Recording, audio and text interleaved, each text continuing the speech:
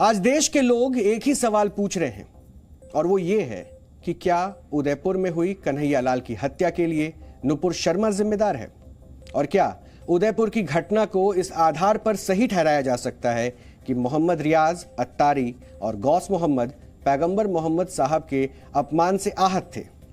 अगर इसका जवाब हां है तो फिर क्या साल 2001 में संसद पर हुए आतंकवादी हमले को भी सही माना जाएगा?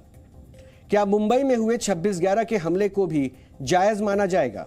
और क्या इस तरह जितने भी आतंकवादी हमले होते हैं और हिंसक घटनाएं होती हैं, क्या उन्हें भी सही माना जाएगा? ये वो तमाम सवाल हैं जो आज देश के लोग पूछ रहे हैं और ये बहस सुप्रीम कोर्ट की उस टिप्पणी के बाद शुरू हुई जिसमें अदालत ने उदयपुर की घटना के लिए नुपुर शर्मा को जिम्मेदार बताया। एक सख्त और तल्ख टिप्पणी सुप्रीम कोर्ट ने की। सुप्रीम कोर्ट ने अपने फैसले में और कौन कौन सी बातें कही हैं, आज हम विस्तार से आपको उसके बारे में भी बताएंगे। लेकिन सबसे पहले यह समझिए कि आज अदालत को इस मामले में सुनवाई क्यों करनी पड़ी। असल में नुपुर शर्मा ने सुप्रीम कोर्ट में याचिका दायर करते हुए यह मांग की थी कि उनके खिलाफ देश भर में जितने एफआईआर दर्ज की गई है उन्हें एक ही जगह दिल्ली में ट्रांसफर कर दिया जाए। उनका कहना था कि इस मामले में उन्हें लगातार जान से मारने की और उनका रेप करने की धमकियां दी जा रही है। ऐसे में अलग अलग राज्यों में जाकर पुलिस जांच में उनके लिए सहयोग करना मुमकिन नहीं है और वो चाहती हैं कि ये सभी एफआईआर दिल्ली में ट्रांसफर कर दिए जाएं। लेकिन सुप्रीम कोर्ट ने नुपुर शर्मा की इस मांग को खारिज कर दिया और ये कहा कि अदालत का विवेक उसे ऐसा करने की बिल्कुल भी इजाजत नहीं देता है।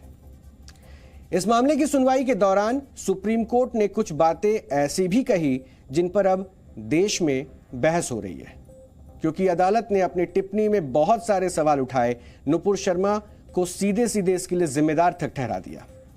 उनमें से कुछ जो जरूरी बातें हैं वो मैं आपके बीच में रख रहा हूं, जिनको आपको जानना चाहिए। यह जरूरी है कि समझिए कि अदालत ने अपनी टिप्पणी में किन किन बातों को आधार बनाया और नुपुर शर्मा को सीधे सीधे इसके लिए जिम्मेदार ठहराया।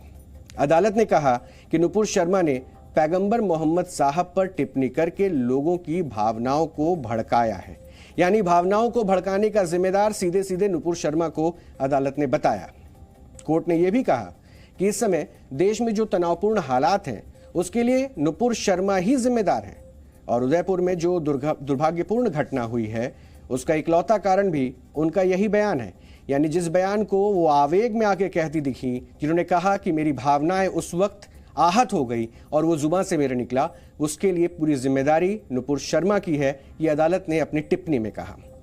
अदालत ने नुपुर शर्मा से पूरे देश से माफी मांगने के लिए भी कहा है, यानी पूरे देश के सामने नुपुर शर्मा को माफी मांगनी चाहिए। अदालत की टिप्पणी इस सख्त लहजे में थी और उनके व्यवहार को लेकर भी नाराजगी कोर्ट की तरफ से जताई गई। अदालत का कहना है कि नुपुर शर्मा को सार्वजनिक रूप से टीवी पर आकर अपने बयान के लिए माफी मांगनी चाहिए थी, लेकिन उन्होंने ऐसा नहीं किया और उनका माफी मांगना भी केवल औपचारिकता मात्र था। यानी जो ट्विटर पर नुपुर शर्मा ने अपने बयान को लेकर खेद जताया, उसको भी लेकर सुप्रीम कोर्ट ने अपनी टिप्पणी दी है और कहा है कि यह सिर्फ और सिर्फ एक ऐसा स्टेप था, एक ऐसा कदम था जिससे ऐसा लगा नहीं कि नुपुर शर्मा उस बात को कहकर महसूस कर रही हैं। कोर्ट इस बात से भी नाराज है कि नुपुर शर्मा ने इस मामले में सशर्त माफी मांगी। इसके अलावा अदालत ने इस मामले में दिल्ली पुलिस की कार्यशैली पर भी सवाल उठाए हैं, यानी दिल्ली पुलिस ने जो जांच की, जिस तरह से कार्रवाई की, उसको लेकर भी अदालत ने टिप्पणी की है और नाराजगी उनके बयानों से, अदालत की उस टिप्पणियों से साफ झलकता है। और यह भी कहा कि एफआईआर दर्ज होने के बाद इस मामले में अब तक गिरफ्तारी क्यों नहीं हुई। अदालत ने यह भी कहा है कि नुपुर शर्मा एक पार्टी की प्रवक्ता है, लेकिन इसका मतलब यह नहीं है कि उन्हें ऐसे बयान देने का कानूनी लाइसेंस मिल गया है। और अदालत ने इस याचिका को लेकर नुपुर शर्मा की आलोचना भी की है। संक्षेप में कहें तो अदालत ने पूरे घटनाक्रम के लिए नुपुर शर्मा के बयान को दोषी माना है और हम इसका सम्मान करते हैं। हम इसका सम्मान करते हैं क्योंकि यह टिप्पणी अदालत की तरफ से की गई है, सुप्रीम कोर्ट की तरफ से की गई है। हम यहां ना तो सुप्रीम कोर्ट के फैसले की आलोचना कर रहे हैं और ना ही उसकी मंशा पर सवाल उठा रहे हैं। लेकिन आज बड़ा सवाल यही है कि अगर नुपुर शर्मा ने एक खास धर्म के लोगों की भावनाओं को आहत किया तो इसका मतलब यह होगा कि वो समुदाय कन्हैया लाल जैसे लोगों की हत्या क्या कर सकता है? क्योंकि देश के बहुत सारे लोग अब यही कह रहे हैं, आतंकवाद आतंकवाद होता है।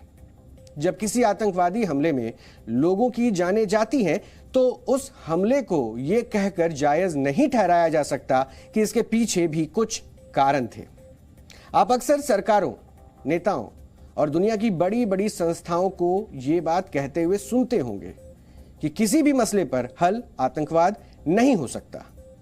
कोई भी देश हिंसा को जायज नहीं मानता, लेकिन सोचिए अगर हमारी व्यवस्था इस तरह की घटनाओं को जायज ठहराने लगे तो फिर क्या होगा? आज चिंता इस बात को लेकर है। तो ऐसी स्थिति में वर्ष 2001 के संसद हमले को भी क्या जायज ठहराया जाएगा? यह सवाल जरा सोचिएगा, क्योंकि यह सवाल उस मुद्दे से जुड़ा है जिसमें सीधी सीधी टिप्पणी की जाती है कि जो कार्रवाई की गई, जिस तरह का एक्शन हुआ नुपुर शर्मा का, वो सही नहीं था। और उसको जस्टिफाई करने के लिए कई सारे कमेंट्स आ गए, क्योंकि आतंकवादी तो ऐसा ही कहते थे कि इस हमले के लिए वो नहीं बल्कि भारत सरकार जिम्मेदार है। कब किसी आतंकी ने जिम्मेदारी ली, उसके लिए किसी न किसी को जिम्मेदार ठहराया गया। और इसी तरह मुंबई में 26/11 का जो हमला हुआ था, उस हमले को अंजाम देने वाले आतंकवादियों ने इसके लिए जम्मू कश्मीर को मुद्दा बताया था। लेकिन क्या उस समय किसी ने यह कहा कि इस हमले के लिए भारत सरकार की नीतियां जिम्मेदार हैं? किसी ने नहीं कहा। और इसी तरह से अमेरिका में जब 9/11 का आतंकवादी हमला हुआ तो ओसामा बिन लादेन ने इसके लिए अमेरिका की नीतियों को ही जिम्मेदार बताया था। तो क्या लादेन की इस दलील के आधार पर अमेरिका ने यह मान लिया कि यह हमला जायज है और उसे अपनी नीतियां बदल देनी चाहिए? नुपुर शर्मा ने पैगंबर मोहम्मद साहब को लेकर जो टिप्पणी की वो पूरी तरह गलत है और हम भी इसका विरोध करते हैं। लेकिन सोचिए, क्या इस तरह के किसी भी बयान के आधार पर किसी का सिर धड़ से अलग करके उसकी हत्या करना जायज हो सकता है क्या?